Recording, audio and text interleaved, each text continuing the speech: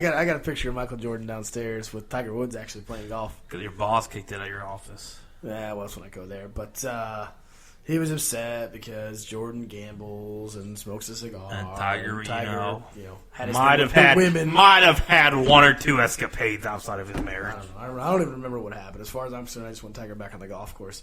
Anyway, he took out the picture, so I got it downstairs now. So it's fine though. It's still a good picture. Two of the best athletes of my generation. So by far, either way. Yeah, Michael, Tiger, yeah, they've been fun to watch. We'll thank them for years to come. What do we got next after Tim Duncan? We're good there, right? Nothing else on Timmy D? Yeah, I mean, just right off in retirement, good for that guy. Virgin Islands. Is it Virgin Islands or Cayman Islands? I think it's Virgin Islands. Anyway. Riding off into the sunset. We have. You touched on this on your solo podcast. I did, but I want to go back over it because I am starting to freaking fall in love with UFC, by the way. So we have UFC. I don't follow it that much. I know that I played the game. Heavyweight. The video game was awesome for like 3 weeks. Oh, but once you beat it, you're done. Once you've done it, it's over. So if you're anybody out there listening, don't go by the video game. It's kind of pointless. Well, unless you need 3 weeks to kill. Yeah, if you got 3 weeks before school starts, which then take it back. If we have any high school educated out there or college kids that are going to go back to school soon, if you need 3 weeks to kill, go get UFC 2. It'll hold you for about 3 weeks, and then after that you'll be done. So anyway. So take us away on the UFC front. Yeah, so UFC, like I said, I'm on a big kick on UFC. This weekend was UFC 200. Smitty's going down to make a drink, so I don't know why he felt the need to, wave at me. Feel the dead air. Yeah, UFC has been fun for me. We'll talk about the business side first. Fertitta Brothers brought the UFC for $2 million. Okay? Fertitta Brothers and Dana White, sorry. They just sold it as of Monday, I believe, for $4 billion. That's B as in beer, that's B as in boy, that's B as in billion. That is a shitload of money, especially for something they bought in the year 2000. $2 million, if you do the math, to $4 billion is 125%. Each year growth. That's 125% growth every single year for 16 years. That is sustainable growth. That is absolutely incredible for them to take a sport that basically, I think they said UFC 1 had 1,500 people that came into basically I guess it's a pole barn or some kind of barn, but it had a bar in it. So if you can imagine where that was from 16 years ago to where it is now is absolutely amazing what they've done. I guess they're going to host the next one in Dallas in Jerry's Dome.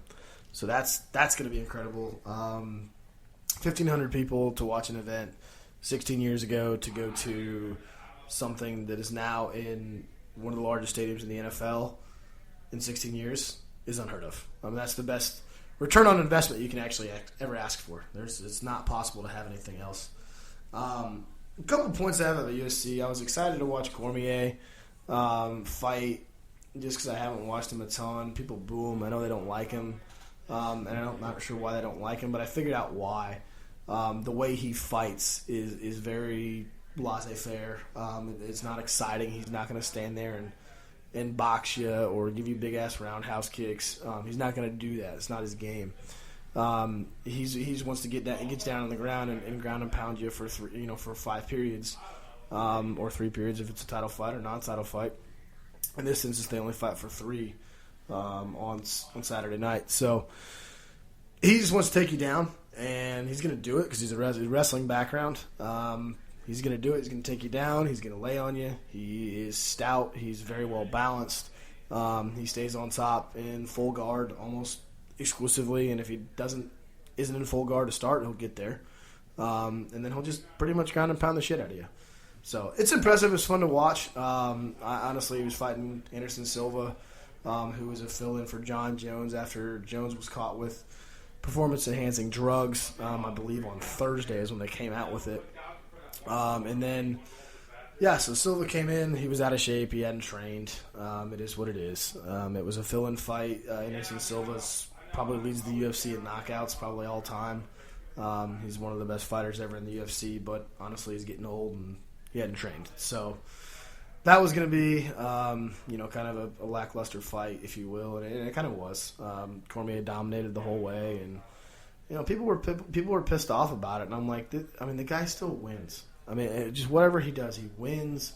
He's a personality. He can put a sentence together. He can speak intelligently about the sport. He was an Olympic wrestler.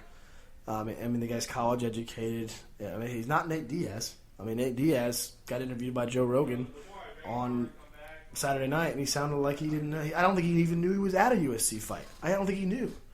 He was so retarded trying to put his sentence together. It didn't.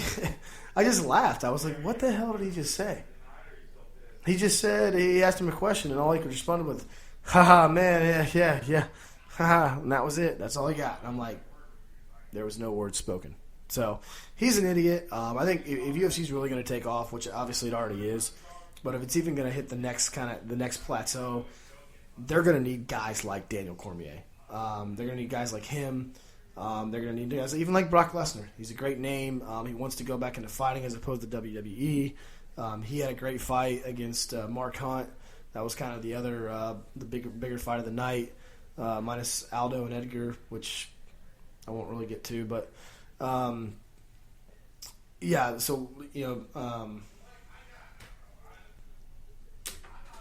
excuse me, lost train of track.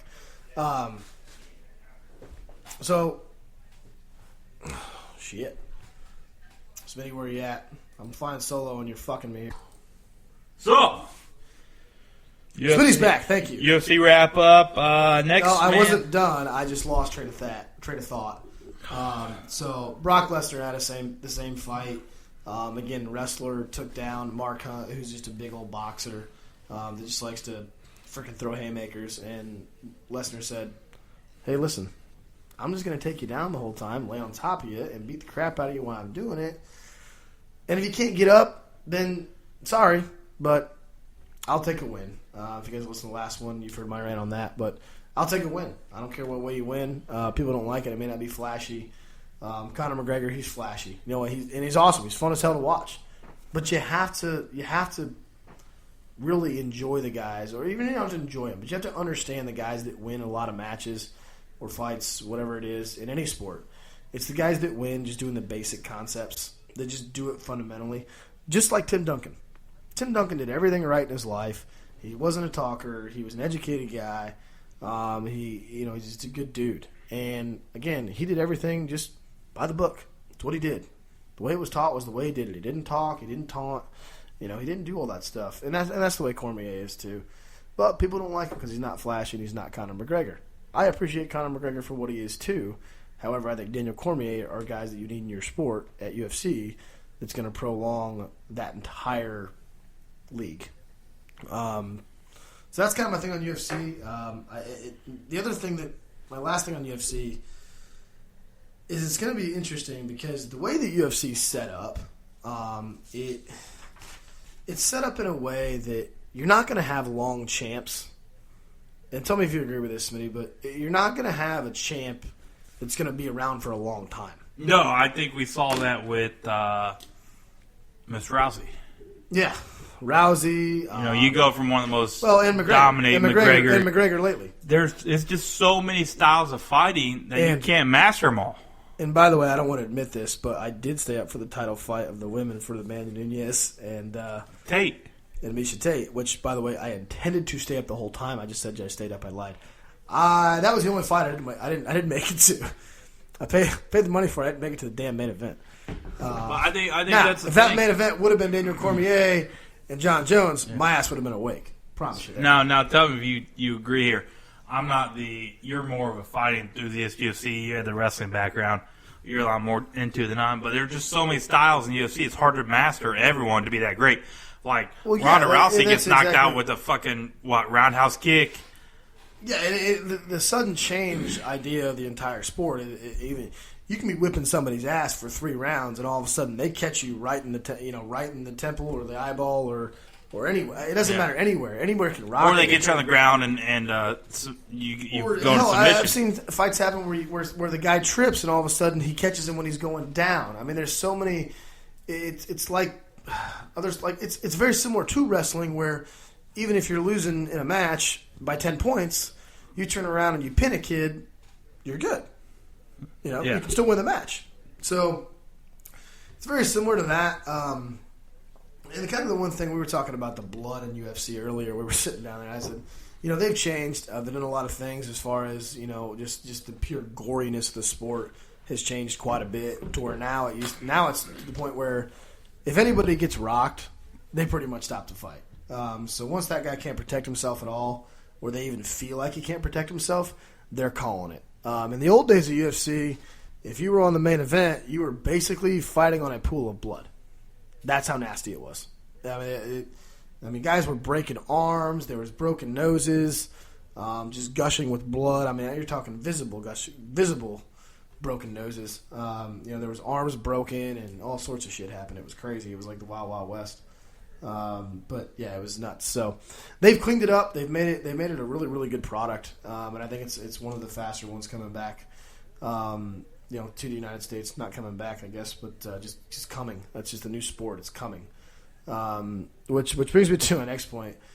Smitty, trivia question: what is the fastest growing high school sport in the United States?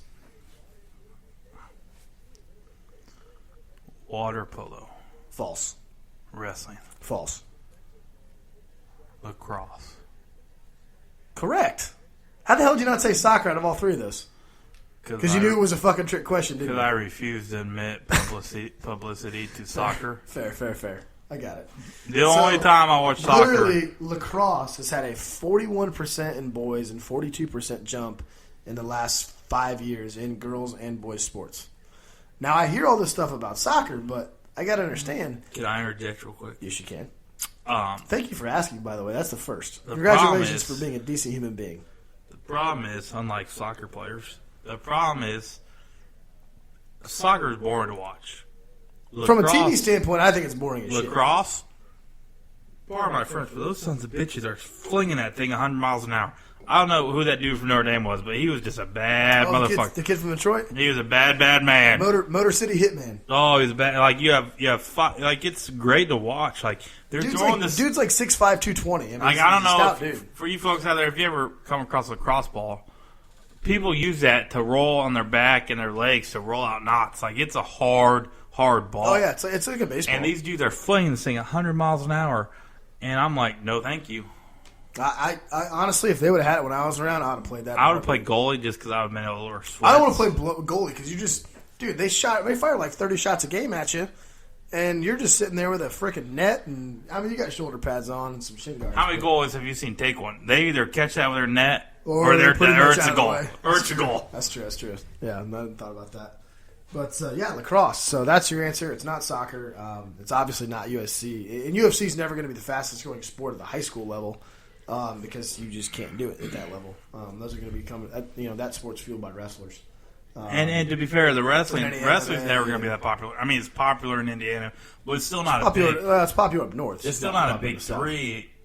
No, I mean, and that's more popular than women's field. That's hockey. more. I mean, there's a lot of reasons. Parents, kids, the vibe it gets, and to be honest, the kids these days, the homosexual vibe it gets off.